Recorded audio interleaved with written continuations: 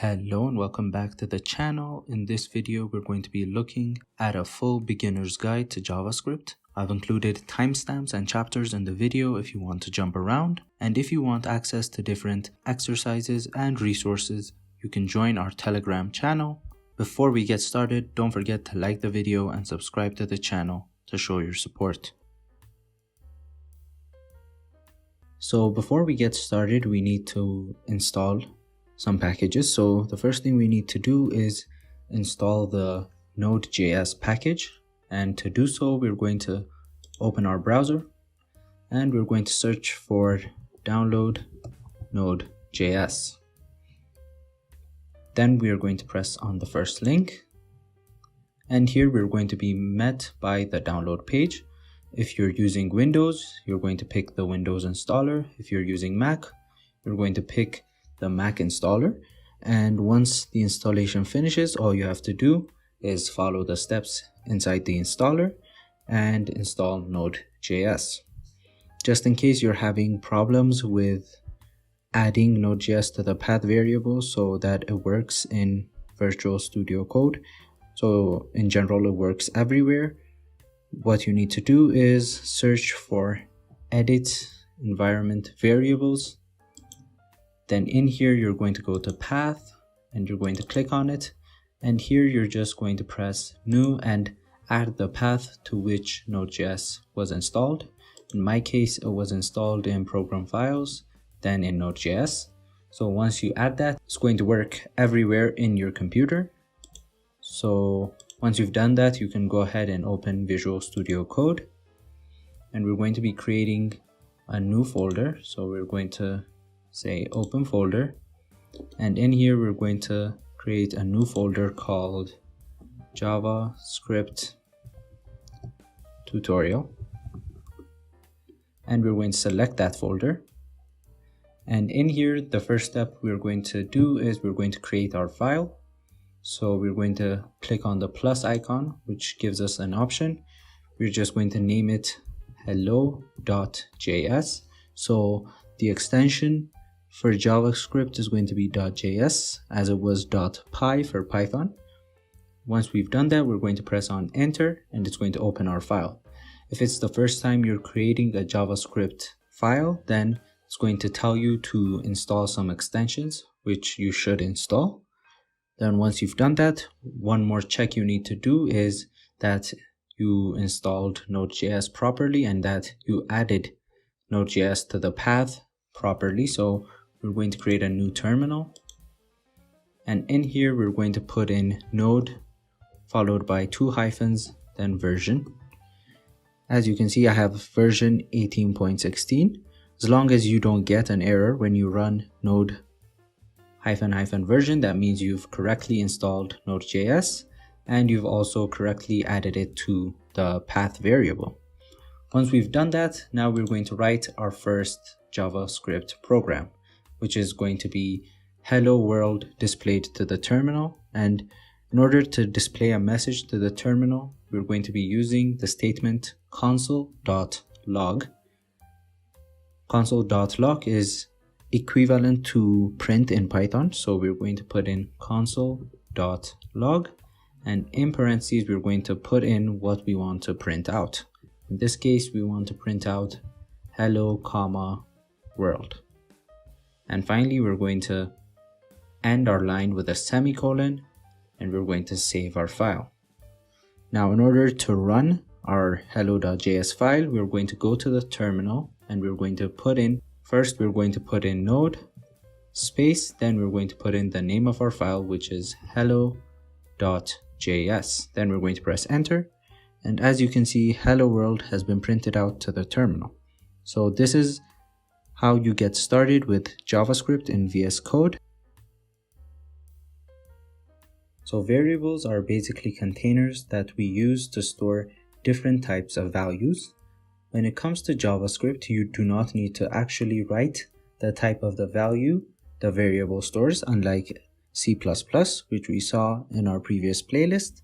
In C++, if you were storing an integer, you had to say int something, or if you are storing a string, you would have to say string, then followed by the variable name. But in JavaScript, all you have to do is use the keyword we're going to see right now, then put in the name of our variable, and we can give it a value. So we're going to create a new file. We're going to call it variables.js. And in here, we're going to create our first variable. So in order to create a variable, you can either use the keyword let or the keyword var. But var is usually used in older versions of JavaScript. So in this playlist, we're going to be using the let keyword. So for example, let's say we wanted to store the age of somebody. So we would say let followed by the name of the variable. We can give this variable whatever name we want. But when you usually write code, you're going to give it a descriptive name. That means if it's going to store age, you should probably call the variable age. So in this case, we're going to have let age equal to 19. And finally, we're going to put our semicolon. So this is going to create an age variable, and it's going to store the value 19 to it. So we can see this by printing it out to the terminal using console.log.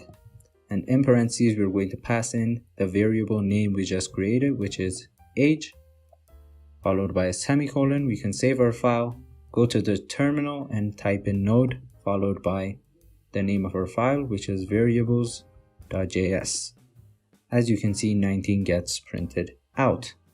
We can also change the value we stored in the age variable by simply typing in the name, followed by the new value we want to put in the age variable. So let's just put in 20. So when you reassign a value to a variable, you don't have to use the let keyword. So you only use the let keyword when you first create the variable. So again, we can console.log and put in the age variable, and we can run it. As you can see, 20 gets printed out. That is because we updated the value of age. There are different rules you have to follow when naming your variables. The first rule is that your variable must start with either a letter, an underscore, or a $sign. This means that your variable cannot start with numbers. So for example, you can't say let one age. This would be an error. Your variable names have to start with a letter, an underscore, or a $sign. Another thing about naming variables is that the names are case sensitive. That means let age is going to be different from let age with a capital. So these are going to be two different variables. And finally, you can't use keywords to create variable names. So for example, we'll see this later. New is a keyword in JavaScript. So if we were to say let new equals 20, we would get an error because new is a keyword in JavaScript. So this is all about variables in JavaScript. There are 8 different data types in JavaScript. You can pause and look at the following diagram to see a short description of each data type. But in this video, we're going to be looking at the most common data types. The first data type we're going to be seeing is strings. So to create a string in JavaScript, we can use either double quotes, single quotes, or backticks. Using double quotes and single quotes is practically the same, but backticks have a special feature which we're going to be seeing. So we're going to use variables. So let's create one called first name, and we're going to use double quotes and we're going to give it John. And now we can also have another variable called last name, and we're going to give it the value Smith. And we can actually use single quotes here since it doesn't make a difference. And finally, we're going to have another variable called introduction. And here we're going to use the special feature of the backticks. So we're going to have backticks and we're going to say, hello, my name is, and here we can substitute in different variables using the $sign and the curly braces. So here we can have $sign followed by curly braces, and inside the curly brace we can put in the name of the variable we want to substitute.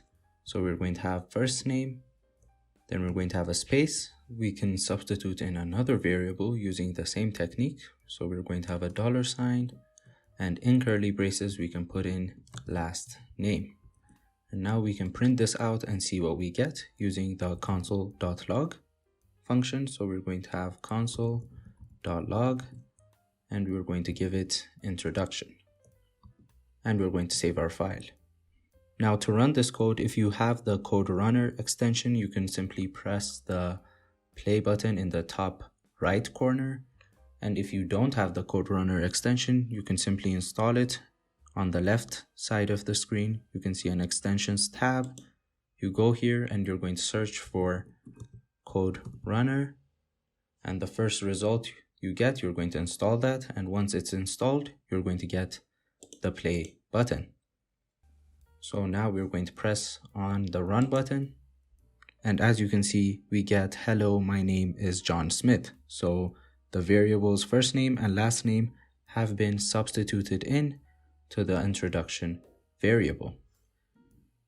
Now the next data type we're going to be seeing are numbers. So when it comes to numbers, numbers are used to represent decimals and integers in JavaScript. So we can have a variable called age, and we can set it to an integer value of, let's say, 20. And we can also have another variable called average, and we can give it a decimal value. So we can give it, for example, 90.6. And again, using the console.log function, we can print these two numbers out. So we're going to console.log both age and average, and we're going to save our file, and we're going to run it. As you can see, we get 20 and 90.6. Now the third data type we're going to be seeing in this video is booleans. So booleans are used to represent one of two values, so they can either be true or false. If you're used to Python, in Python you write true and false using capital T and capital F, but in JavaScript we're going to be using small t and small f. So now we can create variables. Let's call one is student, and we can set it equal to true, and we can have another variable called accepted, and we can set it equal to false. And again, we're going to use the console.log function to print them out. So we're going to pass in is student, and we're going to also pass in accepted. We can save our file and run it. As you can see, we get true and false. Now to check the data type of a given variable, we can use a special function which is called type of. So this is how you use the type of function. Let's just create different variables of different type. So we are going to have let name, and we're going to set it equal to John. And we're going to have age, and we're going to set it equal to 20. And we're going to have is student, and we're going to set it equal to true. And now we're going to use the type of function. All you have to do is put in type of, and in parentheses, you pass in the variable you want to check. So we're going to check all of them. So we're going to pass in name. Then we're going to also pass in age and is student. Now if we save and run this file, nothing will happen because we haven't used the console.log function. So we're going to use it now, console.log, and in parentheses we're going to have type of name. We're going to put console.log on the second one as well. And finally, for the third variable, we're going to put in a console.log. Now we can save our file and we're going to run it. As you can see, the first result we get is a string. That is because the name variable stores a string. Then we get number. That is because the age variable stores a number. And finally, we get Boolean because the isStudent variable stores a Boolean value. So this has been a basic introduction to data types in JavaScript. To make decisions in our program, we're going to be using conditional statements. In this video, we're going to be looking at if-else statements. The syntax to use if statements is very simple. All we have to do is type in if followed by the condition. Then we're going to have curly braces and we're going to have some code. So how does the if statement work? If the condition evaluates to true, the code inside the if statement is evaluated, but if the condition is false, the code inside the if statement is skipped over. So let's look at an example. We're going to create a variable called num, and we're going to set it equal to 10. Then we're going to have our if statement, and our condition is going to be if num is greater than 5, we want to do the following. So we want to console.log number is greater than 5. Now if we save this and run it, we get number is greater than 5. That is because our condition num greater than 5 evaluates to true because 10 is greater than 5.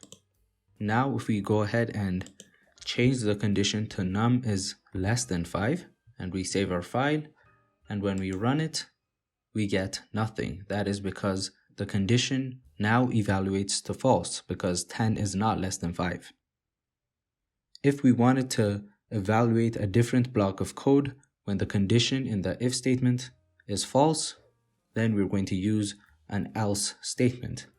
So here we can have an else statement, and in curly braces we're going to console.log number is less than 5, and we're going to save our file, and now when we run it, we get number is less than 5.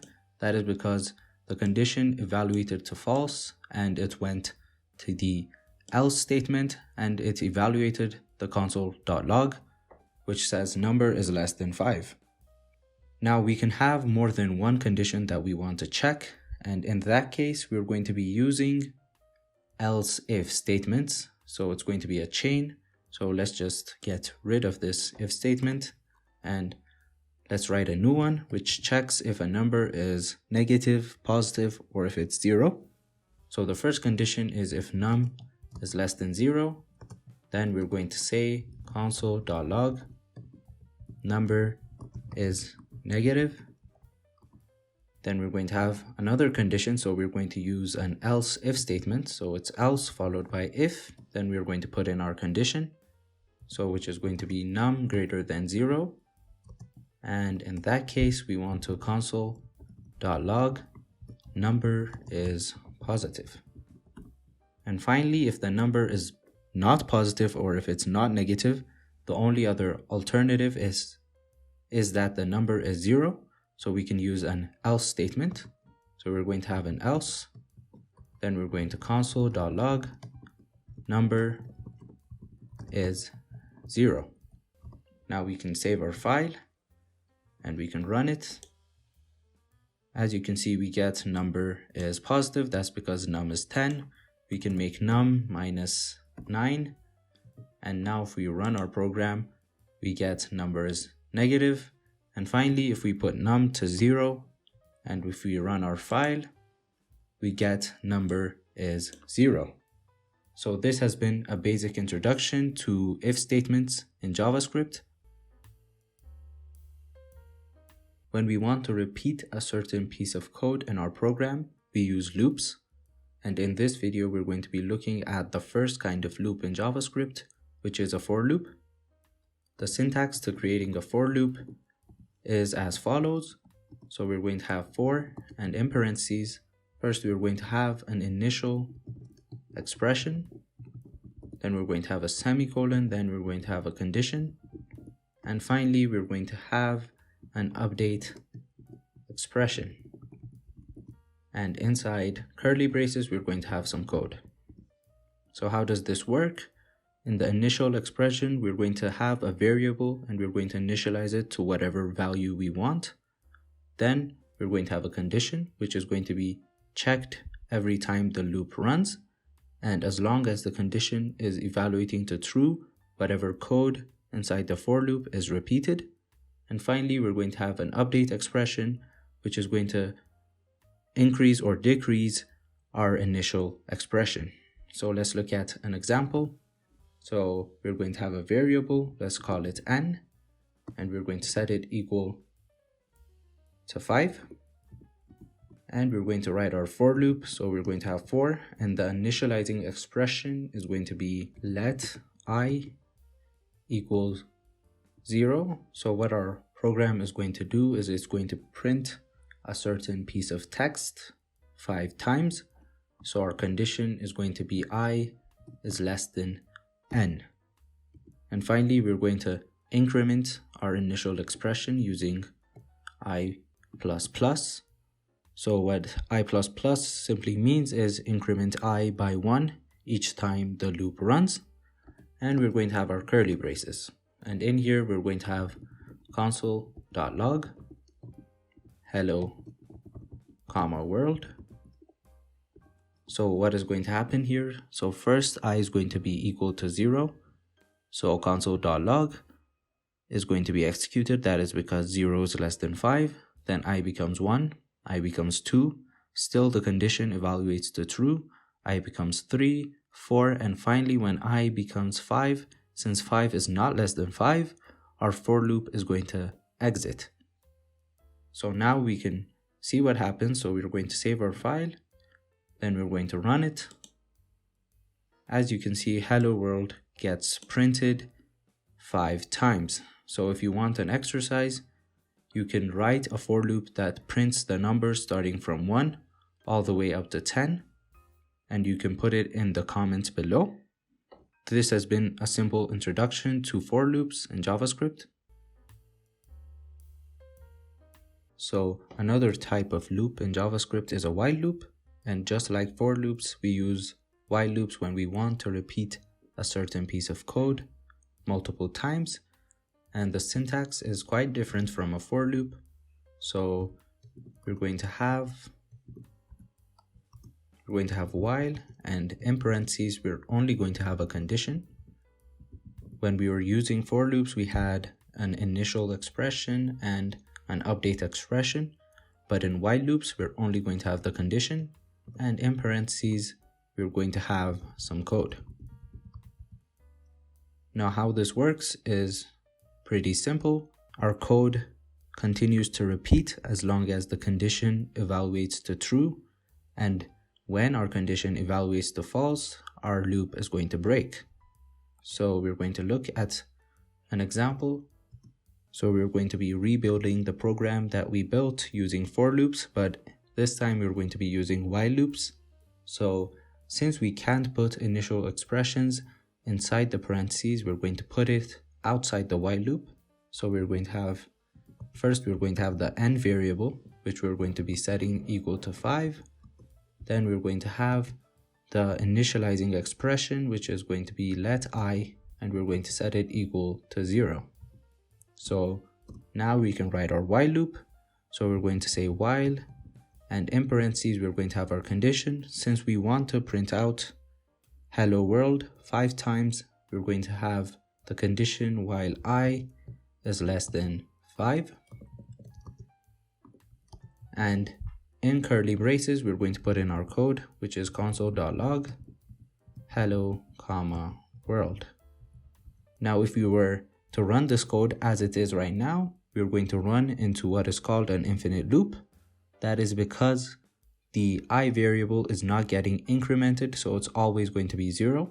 So what happens is, since I, which is 0, is going to be less than 5 every time, and we're not changing I, so hello, world is going to run infinitely. So what we need to do to avoid the infinite loop is we need to increment I inside the while loop. So we're going to add the statement I++, which is going to increment I by 1 each time the loop runs. Now we can save our file. and we can run it, and we get hello comma world 5 times. If you want to do more exercises, you can write a program that prints the numbers from 1 to 10, but this time you're going to be using a while loop instead of a for loop, and you can put it down in the comments below. This has been a basic introduction to while loops in JavaScript. We use break statements when we want to terminate a loop immediately or before the loop condition is reached. The syntax is very simple. All you have to do is write the word break, followed by a semicolon, and we can use it in either a for loop or a while loop. So first we're going to be looking at a for loop. So we're going to write a for loop that prints the numbers from 1 till 5. So we're going to have our initializing expression, which is let I equal to 1, and our condition is going to be I is less than or equals to 5. And finally, our update expression is going to be I++. And inside the for loop, all we're going to do is console.log the value of I. So first, let's just save this program and see how it runs. As you can see, we get the numbers from 1 till 5. Now, inside the for loop, we're going to add an if statement with the condition if I is the same as 3. And in that case, we want to break out of our for loop. So now if we save our file, the output we should get is the numbers 1 and 2, but the numbers after 2 should not get printed. That is because when I is equals to 3, the code gets inside the if statement and it reaches the break statement, which should exit us out of the loop. So if we run our code, we get the numbers 1 and 2.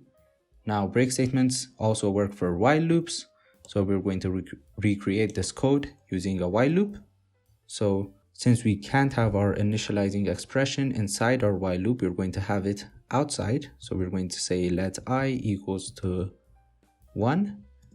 And we're going to have our while loop with the condition I is less than or equals to 5. And inside our while loop, we're simply going to console.log the value of I. Now we should not forget that we need an update expression so that our while loop will not run infinitely. So we're going to add I++, and now we can save our file and we can run it. As you can see, we get the numbers 1 till 5. And as before, we're going to add an if statement. And this time we're going to have the condition when I is equals to 4. And in that case, we want to break out of the while loop. So what is going to happen? The numbers 1 all the way up to 3 is going to get printed, but the numbers after 3 are not going to get printed. So we can save our file and see the output, and we get the numbers 1 till 3. So this has been a basic introduction to the break statement in JavaScript. We use the continue statement when we want to skip the current iteration in a loop and make the loop go to the next iteration. This might sound complicated, but when we look at examples, it's going to be clear. The syntax, just like the break statement, is very simple. All you have to do is write the word continue, followed by a semicolon. So let's just recreate our previous program using a for loop. So we're going to have let I equals to 1, I less than or equals to 5, and I++. And inside the for loop, we're going to print out the value of I. Now we're going to save our file and we're going to run it. And as expected, we get the numbers from 1 till 5. Now using the continue statement, we can skip one number. So here we can add an if statement. Then we can have if I is equals to 3. Then we want to continue. What this does is once I reaches 3, it's going to see the continue statement and it's going to go back to the top of the for loop. Then it's going to get incremented to 5. So since when I is equals to 3, it never sees the console.log statement, the number 3 won't be printed from our loop. So the numbers we expect are 1, 2, 4, and 5. So we can save our file and we can run it. and we get 1, 2, 4, 5. 3 is skipped. That is because we used the continue statement. Now it gets a bit tricky when we use a while loop, so let's see what happens. So first we're going to have our while loop, which is going to check if I is less than or equals to 5, and it's going to console.log I, and it's going to increment I. We should also declare I outside our while loop, so we're going to have let I equals to 1. Now if we save our file and run it, we get the numbers 1 till 5. Now if we were just to use the if statement as we did for the for loop, we run into an issue. So let's just see it. So if we say if I is equals to 3, then we want to continue. What happens here is that when I is equals to 3, then it reaches the continue statement, which takes it back to the top of the while loop. But since the incrementing of the variable I is not inside the declaration of the while loop, we are going to run into an infinite loop. That means every time I is going to be 3, and every time it's going to run into the continue statement. So 1 and 2 is going to get printed, then we're going to run into an infinite loop. So to fix this issue, we need to have another incrementing expression inside the if statement. So after actually it's going to be before the continue statement, we're going to have I plus plus. So in this case, when I is equals to 3, we're going to increment I to 4. Then we're going to go back to the while loop. So now we should get the desired output. So we can save our file and we can run it. And as you can see, we get 1, 2, 4, and 5. So this has been the basics of the continue statement in JavaScript. So the other type of conditional statement we haven't seen in JavaScript is the switch statement. So the switch statement basically works the same as having multiple else if statements, but we use switch statements because it makes our code more readable. The syntax to using a switch statement is a bit complicated. So we're going to have the word switch, and in parentheses we're going to have a variable, and in curly braces we're going to have different cases. So we're going to have case, let's say value 1, and we're going to have some code. Then we're going to have a break statement. Then we can have another case with value 2. Then again we're going to have some other code, then a break statement, and we can also have a default case that is going to run when none of the cases apply. So we're going to have some code here, and finally we can close our switch statement. So what happens here is that our variable, the value of our variable is going to be checked with each case. So if the value of our variable is the same as value 1, then the code inside the case value 1 gets executed. If it's equal to value 2, then the code inside value 2 gets executed. And then finally, when none of them match, then the default case is executed. Now we have break statements inside our cases, and I'm going to explain why we need those break statements once we write out our code. So now let's look at the switch statement. So we're going to have a variable and we're going to initialize it to 1. And then we're going to have a switch statement, which is going to take in the variable I. Then we're going to have different cases. So the first case we're going to have is case 1. So when I is equals to 1, then we want to console.log the word 1. Then we're going to have our break statement. Then we're going to have another case for case 2. Then we're going to have console.log the word 2. Then a break statement. And finally, we're going to have our default case. When none of the cases match, then we want console.log not found. So what is going to happen here, since I is equals to 1, that is going to go to case 1 and it's going to print out the word 1 and it's going to quit our switch statement. So we can save our file and run it. As you can see, we get the word 1. Now if we changed our variable to 2 and saved our file And now we get the word 2. And if we chose a number other than 1 and 2, let's say 10, and saved our file and run it, the default case gets executed and we get not found. Now let's see why the break statements inside the cases are important. So let's just return I back to 1, and let's just remove the break statement inside case 1, so we can just comment it out. Now if we save our file, our expected output is console.log1, so we're going to get the word 1. Now if we run our file, we actually get the word 1 and 2. That is because we don't have our break statement. So we're going to console.log1, then it immediately goes to case 2 and it console.logs 2. Now the break statement is important, so once we console.log1, then we want to break out of the switch statement. That is why we use the break statement. Finally, we actually don't need a break statement for the default case. That is because usually our default case is going to be our final case, so there's not going to be any other cases beneath the default. So we don't need a break statement there. And this has been the basics of the switch statement in JavaScript. A function is simply a block of code that performs a specific task.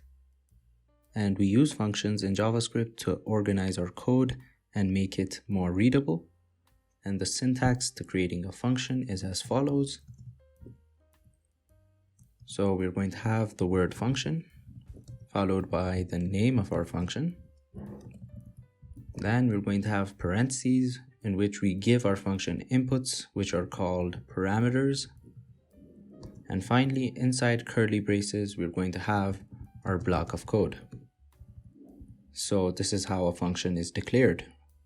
And to call our function, we're simply going to have the name of our function, followed by parentheses, and if our function takes inputs, then we have to pass in those inputs when we call our function. Now let's see an example. So let's create a function called greet, which takes no input. So the parentheses are going to be empty, and inside we're simply going to console.log hello. Now if we save our file and if we run it, we get no output. That is because we have not called our function. And as we said before, to call our function, we simply put in the name followed by parentheses. And since our function takes no input, we're going to leave the parentheses empty. So now if we save our file and run it, we get hello. Now let's see another example of a function that actually takes in input. So we can have function and let's call it greet name, and inside parentheses it's going to take in a name and it's going to output hello followed by the name that we give the function. So we're going to have our curly braces and inside we're going to console.log. So now since we want to use the name variable inside our string, we're going to use backticks. So we're going to have backticks and inside there we're going to put in hello followed by the variable we want to substitute, which in this case is the name variable. So what this function does is it's going to take in a name and it's going to print out hello followed by the name. So again, to call our function, we're going to use its name. So we're going to have greet name, and in parentheses, we're going to give it the input. So let's just give it John. Now we can save our file and we can run it. As you can see, we get the output hello John. So that is how a function takes in input. And finally, a function can also return a value, which we can store in a variable. So we're going to see an example for that. So we're going to have a function. Let's call it triple, which takes in a number and it's going to give us back the number times 3. So in this case, when we want to return a value, we use the word return and we're going to put in the value we want to return. In this case, we want to return num times 3. So this is going to triple whatever number we give it. Now to call the function, we're going to put in the name and we're going to give it a number. Let's say 4. Now if we save our file and if we run it, we get nothing. That is because our value got returned. In order to see the value, we need to print it out. So for example, we can store it in a variable, let's call it result, and we can set it equal to triple with 4 as input. And now we can simply console.log the result variable. And now if we save our file and if we run it, we get 4 times 3, which is 12. So this has been the basics of functions in JavaScript. One of the 8 data types in JavaScript is objects. So a JavaScript object is used to store multiple collections of data. So the syntax to creating a JavaScript object is as follows. You're going to have the const keyword. We can also have the let keyword, but it's more common to use the const keyword. Then we're going to have our object name. Then we're going to set it equal to an object. So we're going to have curly braces, and in here we're going to have key value pairs. So this is very similar to dictionaries if you've learned Python before. So we're going to have key, then we're going to have a value, then we're going to have a comma, then we're going to have another key and another value. So we can have multiple key value pairs. So this is the basics of an object. So let's just look at an example. So we're going to create an object called person, and we're going to set it equal to an object, and we're going to give it the following key value pairs. So we're going to give it a name, and we can give it John, and we'll also give it an age. We'll just say 20. So this is an object in JavaScript. To access the elements or the attributes or the properties of our object, we can use the dot operator or we can use square brackets. So simply we're going to console.log, and in here we can use person.name, which is going to give us the name of our person object. We can also use square brackets. So we can use square brackets, and in square brackets we're going to pass in the age property, let's say. And this is going to work the same as the dot operator. So we can save our file and we can run it. And as you can see, we get John and we get 20. We can also add attributes after we've initialized or after we've declared our object. So we can use either the dot or the square brackets again. So here we can do person dot is student, and we can set it equal to true. And now if we console.log person dot is student, then we're going to get, if we save our file and we run it, then we'll also get the true value. So this is how you add attributes or properties to an object after you've created them. And finally, objects can also contain functions. So we can go back to our person object and we can add in a function. Let's call it greet. And we're going to use the function keyword, and it's not going to take any input. It's simply going to console.log hello to the terminal. So we can save our file, and if we go down to our code and we're going to call this greet function, we're going to do that by using the person object, and we're going to use the dot operator. Then we're going to have greet followed by parentheses. And since our greet function takes no input, we can leave the parentheses empty. Now if we save our file and we run it, we get hello. So this is the basics on objects in JavaScript. So this has been a full beginner's guide to JavaScript. If you've enjoyed the video, you can show your support by liking the video and subscribing to the channel. And if you want access to different exercises and resources, you can join our Telegram channel.